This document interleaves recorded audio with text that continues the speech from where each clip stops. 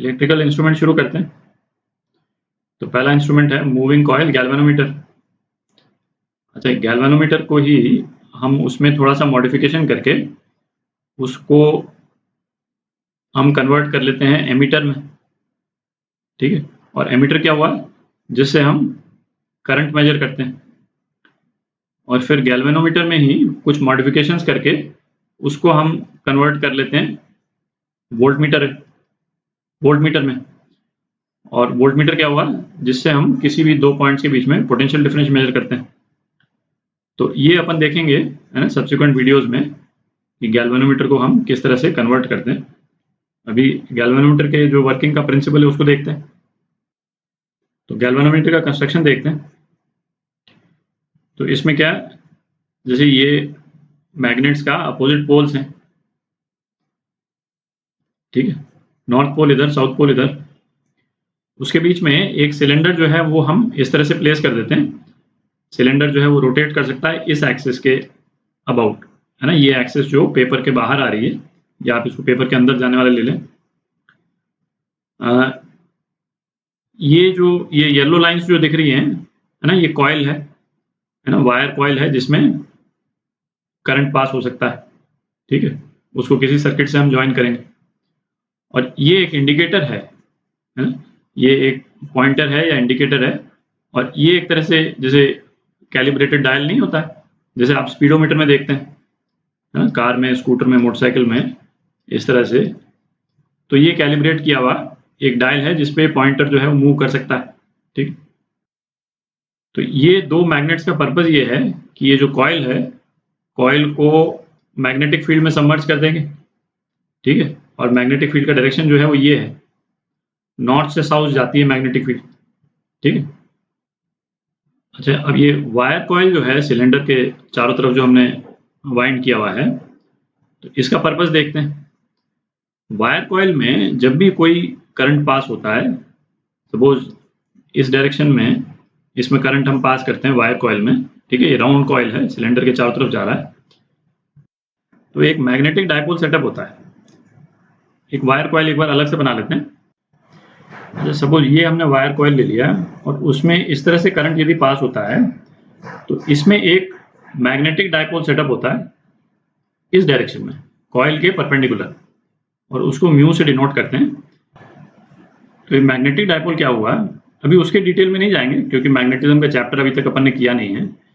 अब हम इसको इतना समझ लें कि जैसे अपन ने इलेक्ट्रिक डायपोल किया था, तो इलेक्ट्रिक डायपोल का सपोज ये डायरेक्शन हो, है ना, पी से हम डिनोट करते थे। तो इलेक्ट्रिक डायपोल का इंटरैक्शन जो इलेक्ट्रिक फील्ड के साथ में जिस तरह से होता था, मैग्नेटिक डायपोल का इंटरैक्शन मैग्नेटिक फील्ड के साथ में एग्जैक्टली उसी तरह से होता है, ठीक है। तो देखते हैं कैसे। तो जैसे ये इलेक्ट्रिक डायपोल है, उसको यदि हम इलेक्ट्रिक फील्ड में जिसका डायरेक्शन ये हो, इसमें यदि हम डाल दें तो क्या होता था, है ना, आपको याद है, इस पे टॉर्क लगेगा किस डायरेक्शन में, इस डायरेक्शन में, है ना, मतलब फोर्स इस डायरेक्शन में लगेगा और टॉर्क जो है इनटू द पेपर लगेगा, ठीक है। और बेसिकली ये डायपोल जो है वो इलेक्ट्रिक फील्ड के साथ में अलाइन हो जाएगा। यदि इसको रोका नहीं यहाँ से फिजिकली, तो ये इलेक्ट्रिक फील्ड के साथ में अलाइन होने की टेंडेंसी होगी इसकी, है ना, ये अलाइन हो जाएगा। सेम चीज मैग्नेटिक डायपोल के साथ में, यदि मैग्नेटिक फील्ड का डायरेक्शन सपोज हम इस तरह से बना दें, ठीक है, तो ये जो मैग्नेटिक डायपोल है वो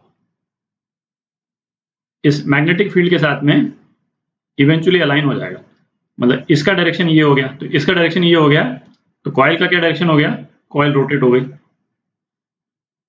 कॉइल का डायरेक्शन ये हो जाएगा। आप समझ रहे हैं। तो अब इस वाले केस में देखें, जैसे यदि हम करंट इस डायरेक्शन में यदि हमने पास किया, तो मैग्नेटिक डायपोल का डायरेक्शन क्या हो गया, ये डायरेक्शन हो गया मैग्नेटिक डायपोल का, ठीक है।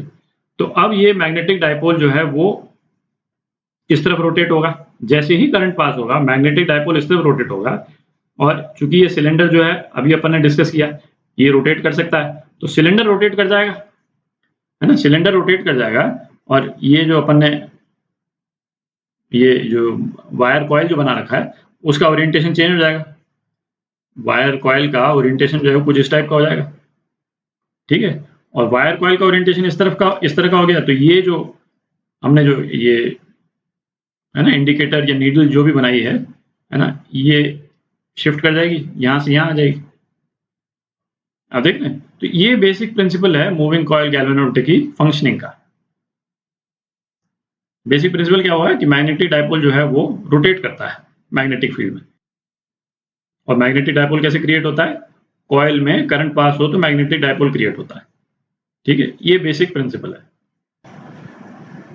तो अब गैल्वेनोमीटर से रिलेटेड है ना कुछ पैरामीटर्स या कुछ टर्म्स हैं, उनको देख लेते हैं। तो एक तो हो गया जैसे फुल डिफ्लेक्शन, तो नाम से ही दिख रहा है गैल्वेनोमीटर में नॉर्मली डिफ्लेक्शन जो है वो करीब 90 डिग्री से 120 डिग्री वेरी करता है। तो इसका डिफ्लेक्शन जो है वो करंट पे डिपेंड करता है, करंट ज़्यादा होगा तो डिफ्लेक्शन ज़्यादा होगा, तो मैक्सिमम करंट पे फुल डिफ्लेक्शन होगा। ठीक। अच्छा, दूसरी टर्म क्या हुई, करंट फॉर फुल डिफ्लेक्शन। अभी अपन ने ऊपर डिस्कस किया है ना, फुल डिफ्लेक्शन जो भी हो तो मैक्सिमम करंट पे होता है, तो जो मैक्सिमम करंट जो है जिस पे फुल डिफ्लेक्शन हो रहा है उसके लिए स्पेसिफिक टर्म है, उसको हम IG से डिनोट करते हैं। ठीक है, इसको करंट ऑफ गैल्वेनोमीटर या करंट फॉर फुल डिफ्लेक्शन बोलते हैं बेसिकली। ठीक, और गैल्वेनोमीटर रेजिस्टेंस नॉर्मली इसको डिनोट करते हैं G से डिनोट करते हैं, और गैल्वेनोमीटर रेजिस्टेंस का जो रेंज है वो approximately galvanometer to galvanometer vary करेगा, 10 से 1000 ओम होता है, जो कि बहुत ज़्यादा नहीं है ना, बहुत ज़्यादा रेजिस्टेंस नहीं रहता है। और डिपेंडिंग ऑन कि हम उसको एज एन एमीटर यूज़ कर रहे हैं या as a voltmeter use कर रहे हैं, है ना, ये वेरी करता है। अच्छा, गैल्वेनोमीटर में जो करंट फॉर फुल डिफ्लेक्शन होता है ना, उसकी भी रफ रेंज है डिपेंडिंग ऑन कि हमको कितना सेंसिटिव गैल्वेनोमीटर चाहिए, किस फंक्शन के लिए हम यूज़ कर रहे हैं, क्योंकि एमीटर और वोल्ट मीटर एकमात्र दो यूजेस नहीं है गैल्वेनोमीटर के, है ना, 1000 जगह यूज होता है। तो 10 माइक्रो एम्पियर से 10 मिली एम्पियर, तो ये अप्रॉक्सीमेट रेंज रहती है ना। ऐसा नहीं है कि गैल्वेनोमीटर जो है वो 2 एम्पियर या 5 एम्पियर पे ऑपरेट करे, बहुत कम करंट पे ऑपरेट करता है। और इससे एक चीज तो हम निकाल ही सकते हैं कि जो पोटेंशियल डिफरेंस होगा गैल्वेनोमीटर के अक्रॉस फुल डिफ्लेक्शन पे, वो क्या होगा, IG इंटू G। तो गैल्वेनोमीटर के अक्रॉस इतने पोटेंशियल डिफरेंस पे वो फुल डिफ्लेक्शन शो कर देगा। ठीक है, तो ये सारी टर्म्स जो हैं ऊपर जो अपन ने डिस्कस की, स्पेशली ये दोनों ध्यान रखें उसको, क्योंकि बार बार आएंगे ये टर्म्स। तो नेक्स्ट वीडियो में अपन ये देखेंगे गैल्वेनोमीटर को किस तरह से मॉडिफाई करके उसको एमीटर के रूप में अपन यूज करते हैं।